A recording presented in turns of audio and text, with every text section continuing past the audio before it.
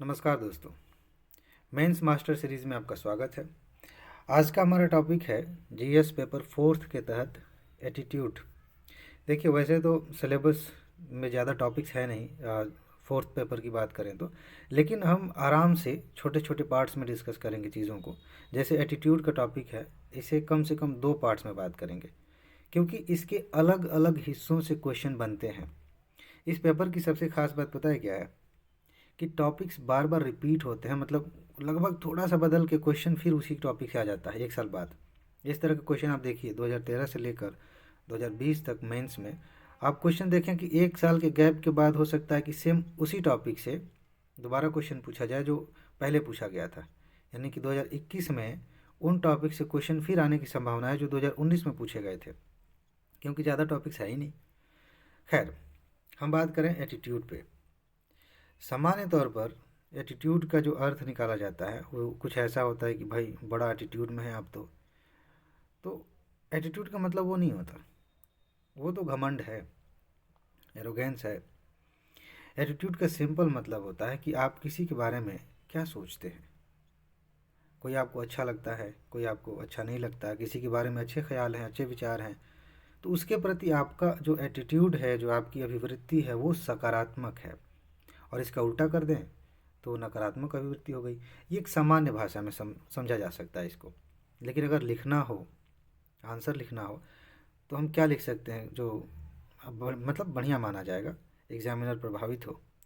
इसका सामान्य अर्थ है किसी मनोवैज्ञानिक विषय, मतलब वो हमारे दिमाग में चल रहा है। यानी कि दिमाग में चलने वाला क्या, कोई व्यक्ति के बारे में हम सोच सकते हैं, वस्तु हो सकती है, कोई समूह हो सकता है, विचार हो सकता है, कोई सिचुएशन हो सकती है, स्थिति हो सकती है, या अन्य कोई भी चीज़ जो हमारे दिमाग में है अभी, उसके प्रति सकारात्मक, नकारात्मक या तटस्थ भाव की उपस्थिति ही एटीट्यूड है।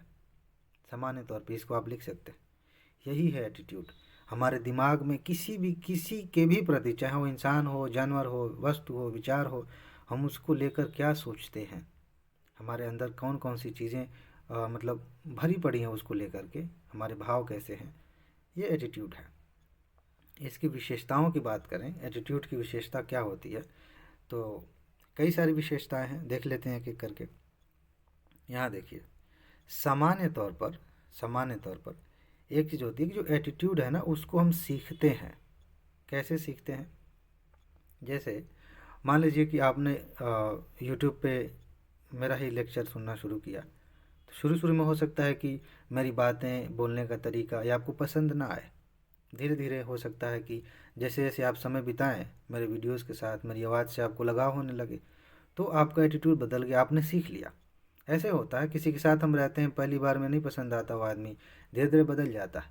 एटीट्यूड हमेशा सीखा जाता है, ज़्यादातर मतलब मोटे तौर पे 99% ये सीखी जाने वाली चीज़ है। हम छोटे बच्चे होते हैं, हमें समाज के बारे में कोई ज्ञान नहीं, कौन सी चीज़ अच्छी है, कौन सी चीज़ बुरी है, हमें नहीं पता होता। लेकिन धीरे धीरे हमें सिखाया जाता है कि ये अच्छे विचार हैं, ये बुरे विचार हैं, लोगों की हेल्प करना अच्छी बात है, और अगर कोई आदमी इस तरह का काम करता है तो बुरा आदमी है। ये सब हम सीखते हैं ना, एटीट्यूड बनता जाता है। अपवाद स्वरूप ऐसा होता है कि कुछ चीज़ें जन्मजात होती हैं। जैसे मान लीजिए कि किसी को शिमला मिर्च खाना अच्छा नहीं लगता, उसके माँ बाप को अच्छा नहीं लगता, वो अनुमानसिक तौर पर वो चीज़ें आ सकती हैं कि शिमला मिर्च को लेकर के किसी के मन में ऐसी भावनाएं हो कि नहीं नहीं मुझे नहीं खाना, अच्छा नहीं लगता। तो कुछ चीज़ें, बहुत कम चीज़ें ऐसी होती हैं कि किसी कलर को लेकर, खाने की कोई वस्तु हो गई उसको लेकर के आदमी का एटीट्यूड मतलब वो जन्मजात होता है, माता पिता से आया हुआ है। वरना 99% केसेस में हम सीखते हैं, हम अपने अनुभवों से, जानकारी के आधार पर ये सारी चीज़ें हमें प्रभावित करती हैं। और वहीं यहाँ हम देखने जा रहे हैं, इसके 3 तत्व हैं। इसकी विशेषताओं में आप बात करें तो 3 तत्व हैं। इसका मतलब क्या है? यानी 3 चीज़ों से मिलकर बना है ये, आपस में एक एक दूसरे से बहुत गहराई से जुड़े हुए हैं, गुथे हुए हैं। समझ रहे हैं? इन 3 चीज़ों से अभिवृत्ति बनती है।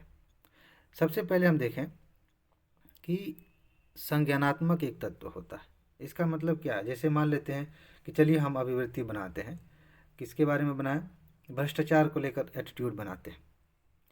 तो हमारे पास जो नॉलेज है उसके आधार पर हम सोचना शुरू करते हैं। जैसे मान लेते हैं कि हम कहें कि भ्रष्टाचार होने से इतने सारे लोगों को नुकसान होता है, भ्रष्टाचार होने से लोग गरीब हो जाते हैं, भ्रष्टाचार होने से सरकार की नीतियाँ सही लोगों तक नहीं पहुँच पाती। ये जो ज्ञान आपको मिलेगा, जो सूचनाएं मिलेंगी, उसके आधार पर आप सोचना शुरू करेंगे कि भ्रष्टाचार यार ये तो बड़ा नुकसान पहुंचा रहा है, देश के विकास में मतलब बाधा बन रहा है, लोगों को तकलीफ़ हो रही है, उन तक पैसे नहीं पहुंच पा रहे हैं। तो ये जो ज्ञान है, इसके आधार पर आपने एक राय बनाई, और ये पहले यहाँ लिखा जाना चाहिए था। इसके बाद एक और तत्व होता है भाव। आपके मन में किसी चीज़ को लेकर भाव कैसे आते हैं। अगर कोई ऐसी बात हो रही है जिसको, जैसे मान लेते हैं कि कुछ लोगों को ये जो फाइट होती है WWE टाइप की, तो उसमें कुछ लोगों को अच्छा लगता है, वो देखते हैं, उनके अंदर अच्छी फीलिंग आती है, चलो देखते हैं, मज़ा आ रहा है। कुछ लोगों को देख के अच्छी फीलिंग नहीं आती कि इंसानों को इंसानों से लड़ा रहे हैं, कुछ लोग वाह वाह इतना हल्ला कर रहे हैं, पैसे भी दे रहे हैं, ये कौन सी बात है। तो इस भाव की वजह से भी हमारा एटीट्यूड बदलने लगता है। और सही बताएं तो जो ज्ञान हमने लिया है, उस ज्ञान से हमारा भाव काफ़ी हद तक प्रभावित होता है। जैसे अभी भ्रष्टाचार की हम बात कर रहे थे, जब हम इतना ज़्यादा देखेंगे कि इसके नेगेटिव असर हो रहे हैं, तो हमारे अंदर नेगेटिव भाव उत्पन्न होने लगेंगे। तो हमारा जो जो एटीट्यूड है वो भ्रष्टाचार को लेकर नेगेटिव होने लगेगा। लेकिन एट द सेम टाइम कुछ लोगों के साथ ऐसा भी होता है कि सूचनाएं अपनी जगह हैं, लेकिन कुछ ऐसी चीज़ें उसे मिलें नॉलेज के तौर पे, सूचना के तौर पे, कि फलाना ने भ्रष्टाचार करके ये गाड़ी खरीद ली, वैसे सैलरी से तो कभी नहीं मिल पाती। हो सकता है इसी आदमी को मज़ा आने लगे, वाह ये तो अच्छी बात है, मुझे भी मौका मिलेगा तो मैं भी करूँगा। तो उसके अंदर सकारात्मक भाव आने लगे, यानी कि भ्रष्टाचार को लेकर के इस व्यक्ति के मन में अच्छी भावनाएं हैं। और जिस तरह की सूचना, जिस तरह का भाव किसी के मन में होता है, वो चीज़ें मिल करके हमारा व्यवहार तय करती हैं। तब तय होगा कि व्यक्ति भ्रष्टाचारी बनेगा कि ईमानदार बनेगा।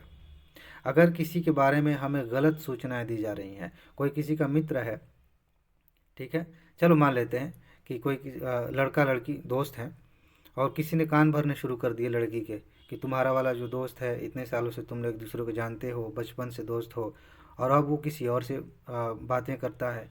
अब लड़की ने ज़्यादा सूचनाएं इकट्ठा नहीं की, इतने इसके आधार पर उसके अंदर निगेटिव भाव आने लगे कि ये लड़का, इसका आचरण ठीक नहीं है, ये जो है विश्वास के पात्र नहीं है, भावनाएं अच्छी नहीं आ रही हैं। अब उसके बाद से उसका भाव बदल, उसका व्यवहार तय हो जाएगा। हो सकता है कि वो डांटे, हो सकता है कि नाराज़ हो सकता है कहे कि अब हो गया, बस इतना ही था। तो हमारा व्यवहार इन सारी चीज़ों से भी प्रभावित होता है, और यही तो हमारा एटीट्यूड है। यही तीनों चीज़ें मिल करके हमारा एटीट्यूड बनाती हैं। ये मूल तत्व हैं एटीट्यूड के, ये विशेषताएं हैं। आगे देखते हैं और क्या बातें हैं इसमें।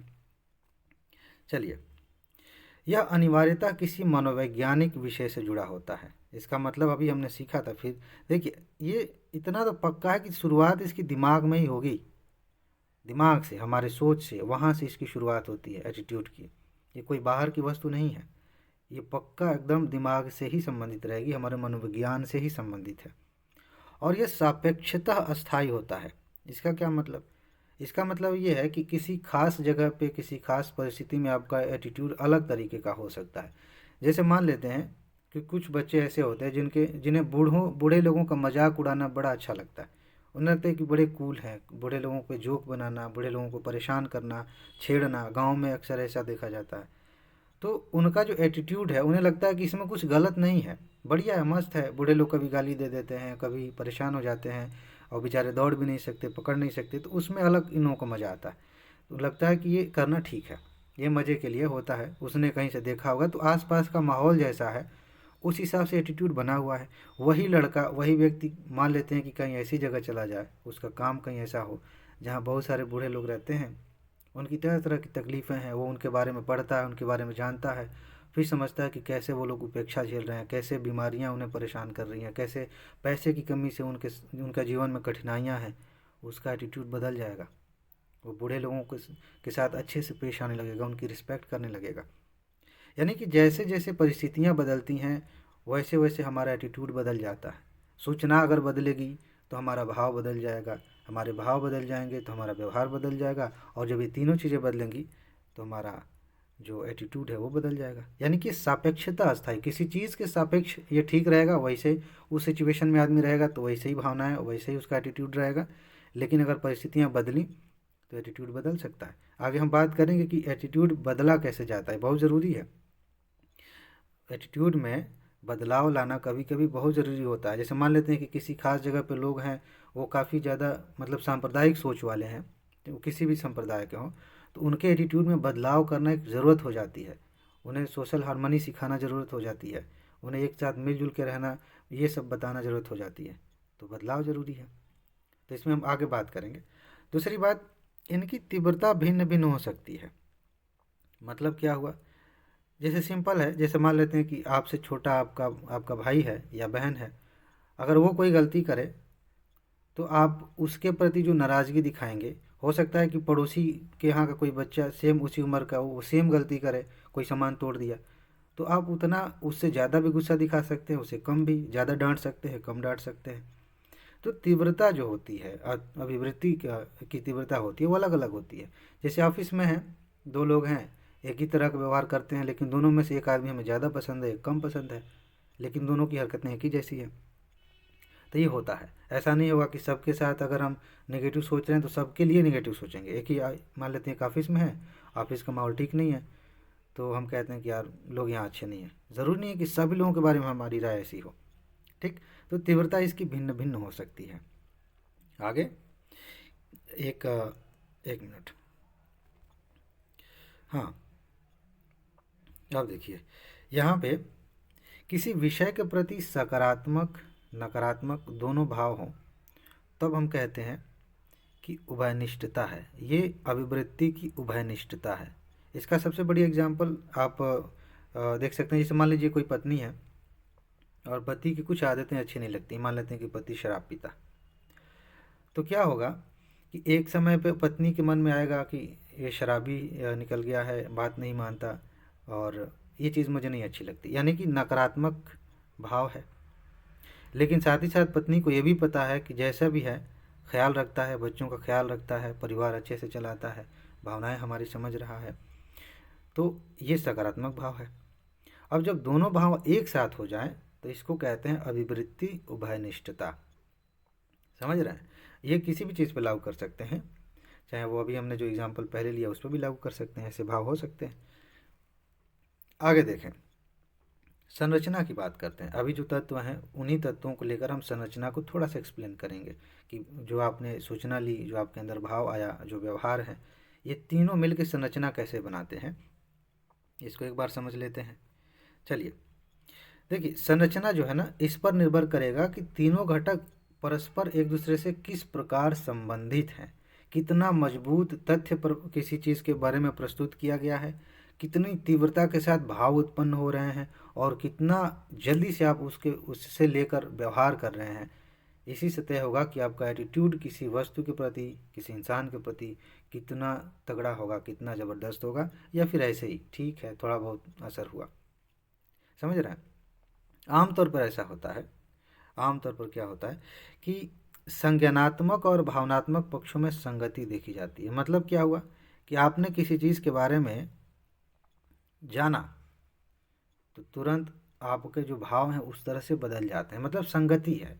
आपने जाना कि ये आदमी जो है ये तो खूनी है, मेरे बगल में बैठा है, तुरंत आप डर सकते हैं कि अरे कहीं हमें कुछ ना गलत ना कर दे। समझ रहे हैं? तो जैसे ही किसी चीज़ के बारे में हम जानते हैं, जानकारी जैसे मिलती है, तो उसका भाव के साथ संगति होना काफ़ी सामान्य है, हो ही जाता है। कि अभी अचानक से कोई देख कह दे कि आग लगी है यहाँ पे, तो बिना सोचे समझे कोई हो सकता है उठ के भागने लगे कि ऐसे ही भाव, क्योंकि डर डर का माहौल हो गया। खैर वो भागना तो क्रिया हो गई, लेकिन पहले भाव आएगा डर का, और जितना तेज वो भाव आया डर का, उतनी तेज़ी से क्रिया होगी। तो ये संगति होती है। लेकिन क्रियात्मक पक्ष जो है, कभी कभी ऐसा है कि संगति के साथ न हो, मतलब अनिवार्य ना हो। जैसे मान लेते हैं कि अभी हमने बात किया, कोई व्यक्ति बैठा है, वो बहुत अपराधी है, बहुत बड़ा, तो हो सकता है कि उसके बारे में आपने जाना, भाव भी है, उससे डर भी लग रहा है, लेकिन आप भाग नहीं रहे, क्योंकि लग रहा है ठीक है क्या कर लेगा, आसपास हो सकता है कि ऐसा माहौल हो कि ठीक है कुछ करेगा तो हम बता देंगे लोगों से ये है। ऐसे और भी एग्जाम्पल्स आप देख सकते हैं। फिलहाल यहाँ देखिए, जैसे किसी के बारे में सकारात्मक जानकारी और भाव है, ये थोड़ा सा एग्जाम्पल ऐसा है जो आप लिख सकते हैं। मान लेते हैं कि आप किसी ऑफिस में काम करते हैं, या फिर पढ़ाई कर रहे हैं, तैयारी कर रहे हैं, किसी कोचिंग में जा रहे हैं या ऐसे ही, तो आप जानते हैं कि आपका दोस्त बढ़िया है, पढ़ने में ठीक है, उसका व्यवहार भी बढ़िया है, लेकिन आप उसकी तारीफ़ नहीं करते, व्यवहार में वो चीज़ नहीं दिखाते। आपको कोई भी कारण हो सकता है, आपको लगे कि इसको ज़्यादा तारीफ़ करेंगे कहीं घमंड न बढ़ जाए, इसका भाव न बढ़ जाए, कोई भी कारण हो सकता है, लेकिन आपको पता है कि ये अच्छा इंसान है, भाव भी अच्छे आ रहे हैं, लेकिन तारीफ़ नहीं करते। तो ये इस बात का एग्जाम्पल है कि संज्ञान और भाव दोनों में संगति है, लेकिन व्यवहार उसके अनुरूप नहीं है। ऐसा हो सकता है। कभी कभी ऐसा होता है, कभी कभी होता है कि संज्ञानात्मक और भावनात्मक घटकों में भी संगति नहीं होती। इसका मतलब क्या, कि किसी चीज़ के बारे में आपको जानकारी मिली, लेकिन भाव उत्पन्न नहीं हो रहा है, उसके अनुरूप भाव नहीं उत्पन्न हो रहा है। समझ रहे हैं? जैसे मान लीजिए कोई आदमी बुरा काम कर रहा है, लेकिन उससे आपको कोई, आपके अंदर कोई बुरे भाव नहीं आ रहे हैं, क्योंकि वो आपके लिए इम्पोर्टेंट नहीं है, आपका उससे कोई लेना देना नहीं है। जैसे मान लेते हैं कि सिंपल, कि कोई आदमी है, इतना ज़्यादा भारत सरकार स्वच्छ भारत अभियान के बारे में बात कर रही है, और आप साफ साफ देख रहे हैं कि डस्टबिन बगल में पड़ा हुआ है, और एक व्यक्ति कूड़ा उसके नीचे ज़मीन पर फेंक के चला गया। आपने देखा, आपको कोई फ़र्क ही नहीं पड़ा, आप अपने काम में निकल लिए, कोई भाव नहीं आया। ज्ञान है, सूचना मिली कि हाँ, देख साफ साफ दिख रहा है सामने से कि वो आदमी डस्टबिन में न डालकर किनारे फेंक के चला गया, अच्छी बात नहीं है, डाल देना चाहिए, लेकिन हमें कोई फ़र्क नहीं पड़ता। तो अगर फ़र्क नहीं पड़ता, तो इसका मतलब है कि संज्ञानात्मक और भावनात्मक घटक भी कभी कभी साथ में नहीं रहते, क्योंकि वो विषय हमारे लिए उतना इम्पोर्टेंट नहीं होता। आगे देखते हैं और संरचना में क्या बातें हैं।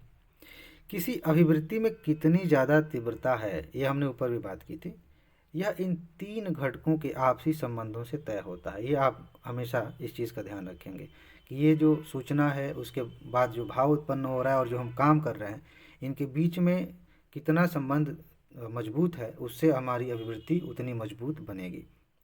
इतना अगर आप जानते हैं, तो इसके आधार पर एक क्वेश्चन आप फ्रेम कर सकते हैं, और इस पर क्वेश्चन आए भी हैं, इस पर प्रश्न पूछे गए हैं। इसीलिए इस पार्ट में सिर्फ इतना करेंगे, अगले पार्ट में इसके दूसरे हिस्से को करेंगे। अगर सारा एक साथ कर देंगे ना, तो मिक्स हो जाएगा, फिर आप समझ नहीं पाएंगे कि किस हिस्से को लेकर आंसर में क्या लिखना है। तो फिलहाल इतना ही है। इससे संबंधित प्रश्न जरा देख लेते हैं, ध्यान से सुनिएगा। प्रश्न क्या है, अभिवृत्ति से आप क्या समझते हैं, एटीट्यूड क्या है, इसकी विशेषताएं बताते हुए इसके विभिन्न घटकों के आपसी संबंधों का विश्लेषण करें। आपको बताना है कि इसके जो विभिन्न घटक है, बेसिकली वो तीन, वो आपस में किस तरह से संबंधित हैं। देखिए, मैंने जो एग्जाम्पल्स दिए हैं वो बिल्कुल ज़रूरी नहीं है कि आप लिखें, कभी कभी तो हो सकता है कि वो बिल्कुल ओछे एग्जाम्पल्स हों, क्योंकि बात करते करते समझाते समझाते जो दिमाग में आता है आदमी कह देता है समझाने के लिए, लेकिन जब आप एग्जाम्पल दें तो दुनिया में बहुत सारे एग्जाम्पल्स हैं, अच्छे अच्छे एग्जाम्पल हैं, सिंपल एग्जाम्पल्स हैं, कोई भी इस्तेमाल करें। ठीक है, इसका आंसर लिखिएगा।